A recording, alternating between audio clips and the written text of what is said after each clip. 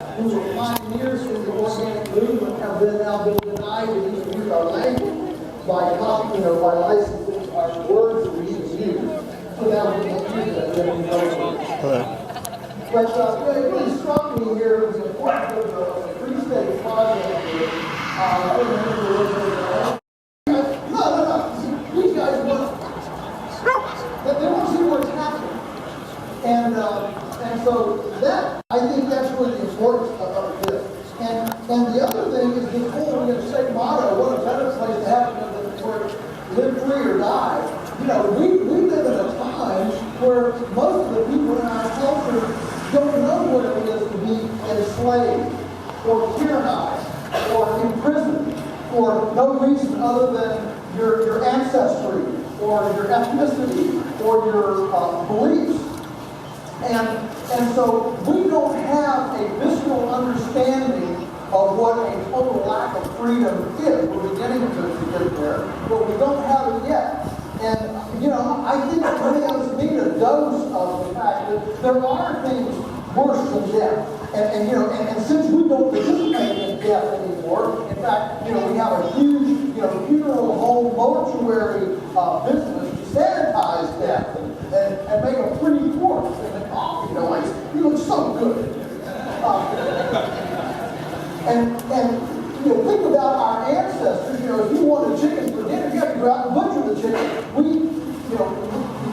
You live daily, viscerally, with death, and you confronted death, and you understood that in some ways death was a liberation of suffering, and there are lots of, you can put an animal out of its misery, if it's got a bunch of arthritis or bad stuff, also I'm going to shoot people with arthritis. I'm just saying that in our culture now, we have sanitized and become completely disconnected with this life, death, decomposition, regeneration, life, death, decomposition, regeneration.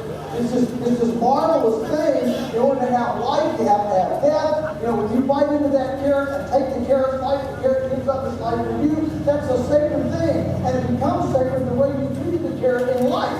And if you dishonor the character of the carrot in life, it makes sacrilege the sacrifice the carrot did that we may have life.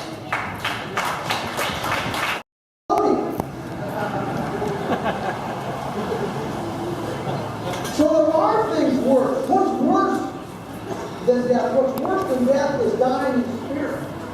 Is in the death of dreams, the death of opportunity.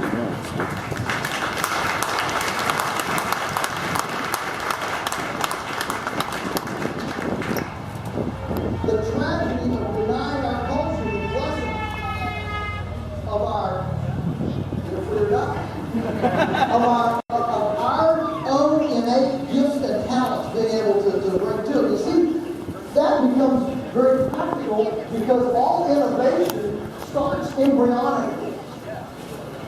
All new life starts from a seed, from an embryo, from a sperm and an egg or something, okay? It's small. You don't see fully birthed oak trees. You don't see fully birthed people or chickens or carrots. They start embryonically. That's the way all ideas start. And when we have these kinds of regulatory protocols that don't scale down very well, it actually denies the culture the creativity and innovation that our Thomas and Tom and Marius and Mary can bring to the culture. And that's the greatest tragedy.